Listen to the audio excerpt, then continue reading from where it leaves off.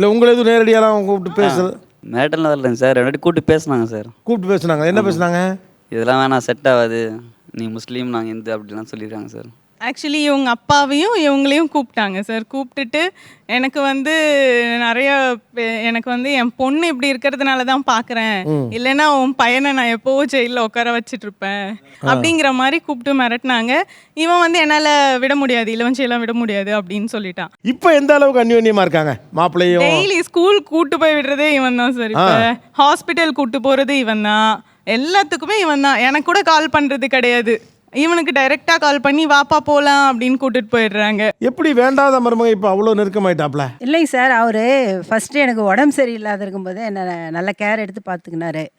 அப்போ வந்து நான் என் பொண்ணு சொன்னான், அம்மா நீ வந்து ரொம்ப முடியாத இருக்கிற, அப்போது தொழுகைக்கு போயிட்டு விடிய காலில் போயிட்டு தொழுகை பண்ணாராம். எங்கள் பொண்ணு சொன்னான். எனக்கு அது கேட்டோடனே ஒரு மனசு ரொம்ப உருக்கமாயிடுச்சு.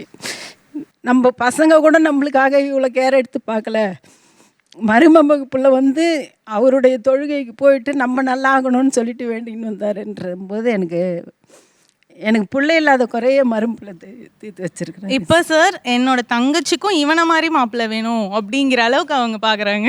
ஆக்சுவலாக நீங்கள் உங்கள் மாமியாரோட பெரிய பழக்கம் இல்லை, ரெண்டாவது எதிர்த்தாங்க, எல்லாம் தெரியும். பட் ஆனால் அவங்களுக்கு முடியலை. அப்படிங்கிறப்ப காலையில் முதல் தொழுகைக்கு போய் அவங்களுக்காக வேண்டுனீங்கல்ல, ஏன் அப்படி தோணுச்சு உங்களுக்கு? இவங்க அழுதாங்க, அவங்க அழுதாங்க, ரொம்ப அழுதாங்க.